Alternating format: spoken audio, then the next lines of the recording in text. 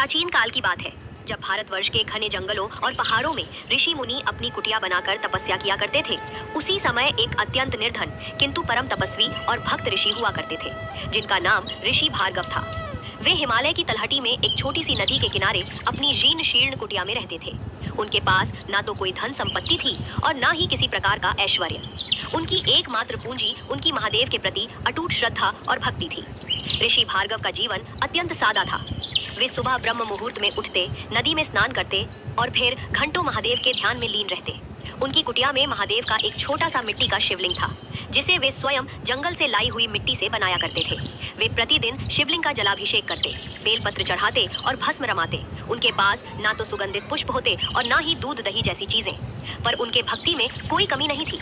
वे जंगल से ताजे बेलपत्र तोड़ लाते, नदी का पवित्र जल चढ़ाते और अपनी अंजलि में भरकर महादेव का नाम जपते हुए अपनी भक्ति अर्पित करते थे।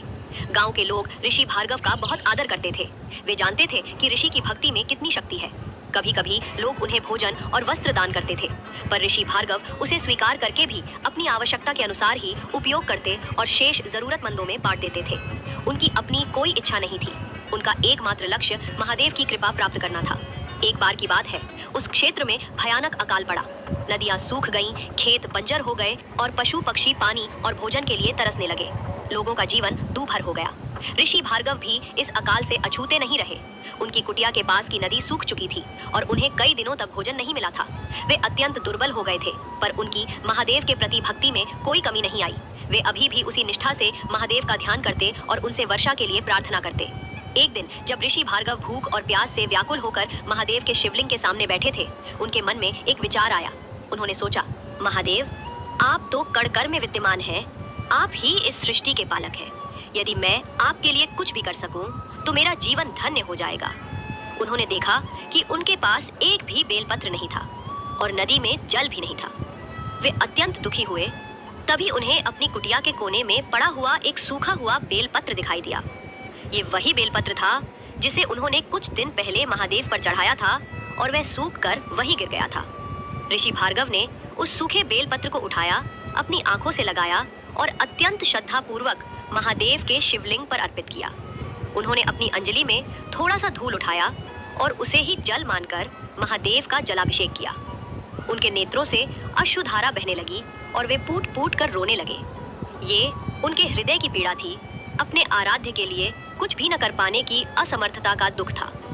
ऋषि भार्गव की ये अटूट भक्ति और निस्वार्थ प्रेम महादेव को अति प्रिय था। वे ऋषि के इस भाव से अत्यंत प्रसन्न हुए। उसी क्षण आकाश में काले बादल छाने लगे और घनघोर वर्षा होने लगी।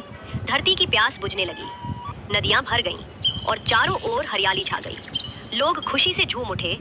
उन्हें विश्वास हो गया कि ये सब ऋषि भार्गव की भक्ति का ही परिणाम है। लेकिन महादेव की लीला यहीं समाप्त नहीं हुई। उसी रात जब ऋषि भार्गव अपनी कुटिया में सो रहे थे, महादेव ने उन्हें स्वप्न में दर्शन दिए। महादेव ने उनसे कहा, भार्गव, तुम्हारी भक्ति और प्रेम ने मुझे अत्यंत प्रसन्न किया है।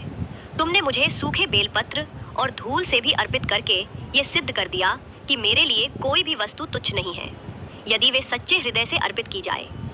मैं तुम्हें वरदान देता हूँ कि आज से तुम्हारी कुटिया के पास एक अक्षय वट वृक्ष होगा, जिसके पत्ते कभी नहीं सूखेंगे, और एक अक्षय जलधारा बहेगी, जिसका पानी कभी नहीं सूखेगा। ये दोनों तुम्हारी भक्ति के प्रतीक। सुबह जब ऋषि भार्गव उठे तो उन्होंने देखा कि उनकी कुटिया के ठीक सामने एक विशाल वट वृक्ष खड़ा था, जिसके पत्ते हरे भरे थे और उस पर अनगिनत बेलपत्र लगे हुए थे। उसी वट वृक्ष के पास एक जलधारा बह रही थी, जिसका पानी अत्यंत निर्मल और शीतल था। ये देखकर ऋषि भार्गव की आंखों से आनंद के अश्रु बहने लगे। वे समझ गए कि ये महादेव की ही कृपा है। ऋषि भार्गव ने अपना शेष जीवन महादेव की भक्ति में ही व्यतीत किया। उन्होंने कभी किसी वस्तु की इच्छा नहीं की और न ही किसी प्रकार के सुख की कामना की। वे हमेशा अपनी झोपड़ी में रहते हुए भी सबसे संतुष्ट और आनंदित रहे। उनकी ख्याति दूर दूर तक फैल गई और लोग उन्हें अक्षय भार्गव के नाम से जानने लगे। अक्षय वट वृक्ष और अक्षय जलधारा आज भी उस स्थान पर विद्यमान है, जो ऋषि भार्गव की महादेव के प्रति अटूट भक्ति और महादेव की असीम कृपा का प्रतीक है। ये कहानी हमें सिखाती है कि सच्ची भक्ति किसी बाहरी आडंबर या धन संपत्ति की मोहताज नहीं होती। महादेव के लिए सच्चा हृदय, प्रेम और श्रद्धा ही सबसे महत्वपूर्ण है। यदि कोई भक्त सच्चे मन से उन्हें एक सूखा बेलपत्र या एक बूंद जल भी अर्पित करता है, तो महादेव उसे सहर्ष स्वीकार करते हैं और उस पर अपनी कृपा बरसाते हैं। आशा है आपको यह कहानी पसंद आई होगी। अगर आप कुछ और जानना चाहते हैं तो पूछ सकते हैं। अगर ये वीडियो आपके दिल को छू गया हो, अगर एक पल के लिए भी आप भावुक हुए हो, तो बस एक छोटी सी गुजारिश है, हमारे चैनल को जरूर सब्सक्राइब करें।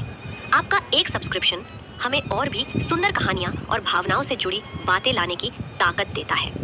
हम मिलकर इस आध्यात्मिक और सांस्कृतिक यात्रा को आगे बढ़ाएंगे। धन्यवाद। आपसे फिर